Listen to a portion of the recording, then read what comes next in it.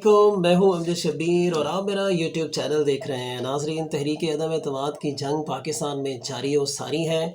दोनों तरफ से भरपूर हमले किए जा रहे हैं, बमबारियां की जा रही हैं, प्लानिंग्स की जा रही हैं, एक दूसरे की फ़ौजों को पिछाड़ने की भरपूर कोशिशें जारी हैं।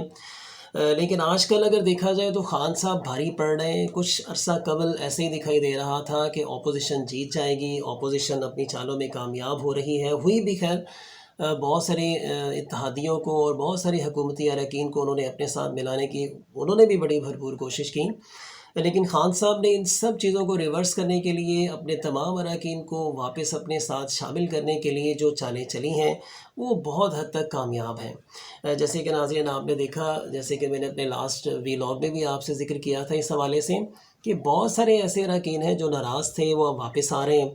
और बहुत सारे ऐसे जो इत्तेहादी थे, ख़ास तौर पे काफ लीग, इनका भी जो ब्रेन वॉश कर दिया गया है, इनका सॉफ्टवेयर अपडेट कर दिया गया है। इनके अंदर जो वायरस आ गया था नाज़रीन, वो खान साहब ने काफ़ी हद तक निकाल दिया हुआ है। अब ये भी कहीं नहीं जाने वाले, ये हुकूमत ही के साथ रहेंगे। नाराज़ अरकान को और तरीन ग्रुप को अपने साथ मिलाने के साथ साथ नाज़रीन, हुकूमत पाकिस्तान ने यानी खान साहब ने एक बहुत बड़ी चाल सुप्रीम कोर्ट में चली है और अपोजिशन को चारों तरफ से घेरा डाल लिया। अब देखते हैं कि अपोजिशन इसमें से कैसे निकलती है।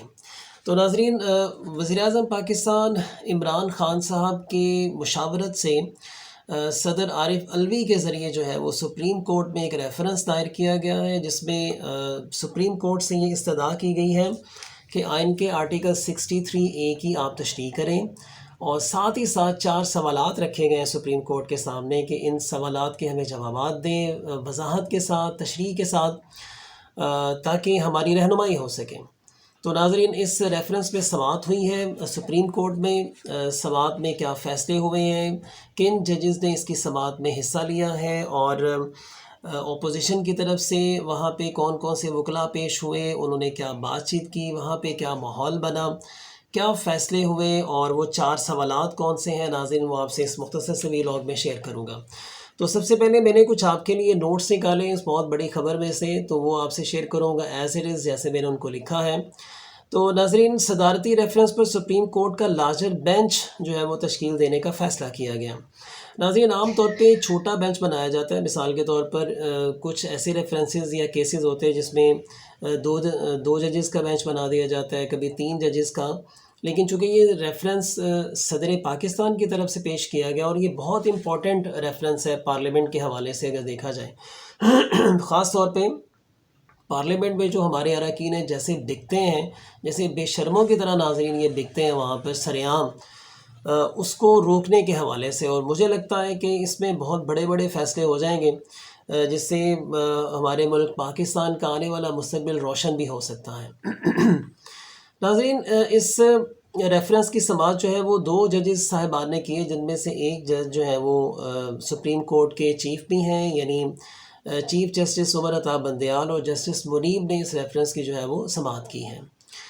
अदालत ने लार्जर बेंच का फ़ैसला सुनाते हुए कहा कि लार्जर बेंच 24 मार्च से इस मामले पर समाअत करेगा। 23 की नाज़रीन छुट्टी है और 24 मार्च से बाकायदा इस रेफरेंस पर जो है वो समाअत होगी, बातचीत होगी। इस हवाले से तमाम सियासी जमातों को जो है वो नोटिस जारी कर दिए गए हैं कि तहरीक अदम एतमाद और ख़ास तौर पर 63A आर्टिकल के हवाले से जो आइन का है, इस हवाले से आप लोगों की क्या राय है। आपने हमें तहरीरी उस बात का जो है वो जवाब देना है, फिर उसकी रोशनी में अदालत समाअत करेगी और कुछ फ़ैसले मुतवक्को हैं।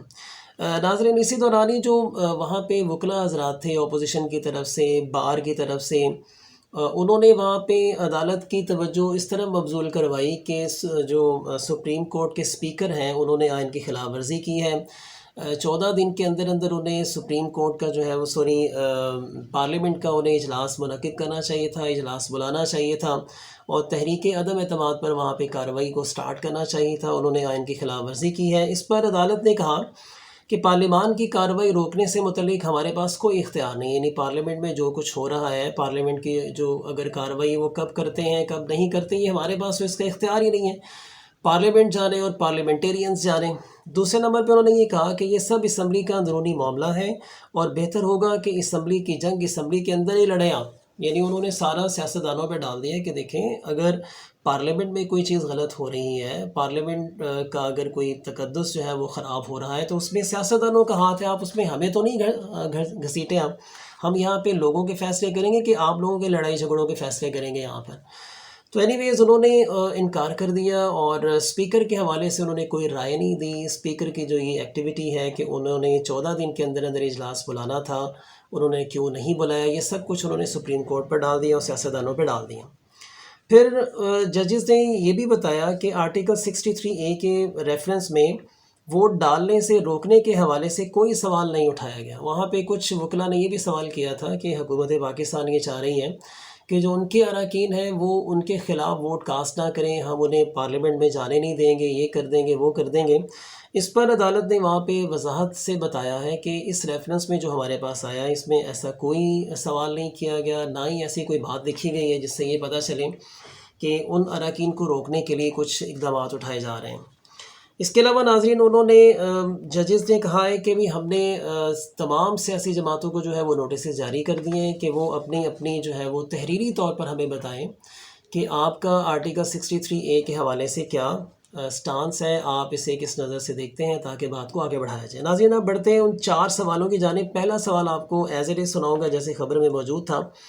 پہلے سوال میں پوچھا گیا ہے کہ کیا اگر کوئی خیانت کرتا ہے اور اپنی وفاداری تبدیل کرتے ہوئے انحراف کرتا ہے تو کیا ایسی صورت میں اس کے خلاف کوئی کارروائی عمل میں نہیں لائی جا سکتی؟ یعنی اگر کوئی بندہ اپنی پارٹی کے خلاف جا کر ووٹ دے دیتا ہے، یعنی غداری کرتا ہے، تو کیا اس کے خلاف کوئی کارروائی نہیں کی جا سکتی؟ کیا اسے ڈی سیٹ جو ہے وہ نہیں کیا جا سکتا؟ کیا اسے مطلب اسی سیٹ سے ہٹایا نہیں جا سکتا؟ مطلب اس طرح کے سوال کیے ہیں، یعنی اسے ڈی سیٹ یعنی اپنے کیے کی سزا دیتے ہوئے اسے اس کی نشست سے محروم نہیں کیا جا سکتا۔ سب سے پہلا تو ناظرین یہ سوال کیا گیا کہ اگر کوئی بندہ اپنی پارٹی کے اگینسٹ آئے گا، غداری کرتا ہے، اپنے ایمان کو بیچتا ہے، تو کیا اس کے خلاف کارروائی نہیں کی جا سکتی؟ یہ سب سے پہلا کویسچن سپریم کورٹ کے سامنے رکھا گیا ہے کہ آپ ہمیں اس کی وضاحت کریں۔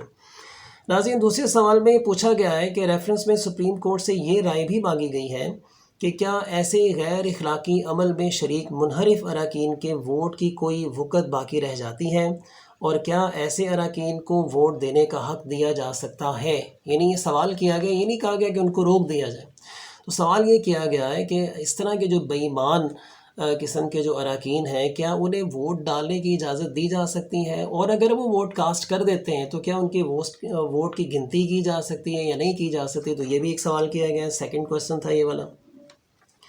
تیسرے سوال میں پوچھا گیا ہے کہ ایسا رکن جو اپنے ضمیر کی آواز پر لبیک نہیں کہتا، اور پھر دوسرا یہ کہ وہ اپنی نشست سے استعفیٰ بھی نہیں دیتا، یعنی وہ ثابت ہو جاتا ہے کہ یہ بندہ جو ہے وہ بے ایمان ہے، اس نے غداری کی ہے، یہ صادق اور امین نہیں ہے۔ تو صادق اور امین ثابت اگر ہو جاتا ہے کہ وہ نہیں ہے، تو پھر اس کی جو نااہلیت ہے وہ کیا تاحیات ہوگی یا چند ماہ کے لیے یا چند سالوں کے لیے ہوگی؟ اس سے بھی سپریم کورٹ سے جو ہے وہ رائے مانگی گئی ہے کہ آپ بتائیں کہ اس کی جو نااہلی ہے وہ ساری عمر کے لیے ہوگی یا چند سالوں کے لیے ہوگی؟ تو ناظرین یہ ایک بہت بڑی تلوار لٹک گئی ہے سارے اراکین کے اوپر کہ خدا نہ خواستہ اگر عدالت اس میں پازیٹیو آنس کر دیتی ہے کہ بھی اگر کوئی اپنے ووٹ کو بیچتا ہے، اپنے آپ کو بیچتا ہے، پیسے لیتا ہے اور اپنے جو حلف دیتا ہے وہ اپنی پارٹی کو یا پارلیمنٹ کے اندر جو وہ حلف دیتے ہیں، اگر وہ اس کے خلاف جاتا ہے تو اسے تاحیات نااہل قرار دیا جائے، تو ناظرین یہ تو سیاسی موت ہے ان تمام اراکین کی۔ چوتھا جو سوال کیا گیا ہے، چوتھے سوال میں عدالت عظمیٰ کے ججز سے یہ رائے مانگی گئی ہے کہ موجودہ آئینی ڈھانچے میں رہتے ہوئے کیا ایسے اقدامات اٹھائے جا سکتے ہیں کہ جس سے انحراف، فلور کراسنگ اور ووٹ بکنے جیسے عمل کو روکا جا سکے؟ تو لاسٹ کویسچن میں یہ پوچھا گیا ہے کہ آئین کے اندر رہتے ہوئے کیا ہم کوئی ایسے اقدامات نہیں اٹھا سکتے، یعنی گورنمنٹ لیول پر کہ ہم کچھ ایسے اقدامات اٹھائیں، کچھ ایسے کام کریں کہ جس سے فلور کراسنگ کو روکا جا سکے؟ تو ناظرین یہ 4 ایسے سوالات ہیں، یہ 4 سوالات نہیں ہیں، یہ 4 پھندے ہیں۔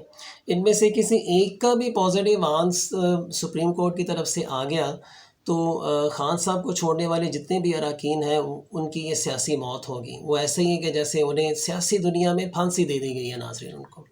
تو ناظرین یہ ایک بہت بڑی چال چلی ہے گورنمنٹ آف پاکستان نے، اپوزیشن کے حوالے سے ان کو جکڑ لیا ہے، گھیرا ڈال لیا ہے۔ नाज़रीन इस हवाले से गवर्नमेंट की जो मज़ीद चालें हैं या गवर्नमेंट जो मज़ीद इक़दामात उठाएगी नेक्स्ट दिनों में जो भी वो कदम उठाएगी इंशाअल्लाह वल अज़ीज़ आपसे लाज़मी शेयर करूँगा। फ़िलहाल आपके लिए यही कुछ था। अपना बहुत सारा ख्याल रखिएगा। अल्लाह हाफ़िज़।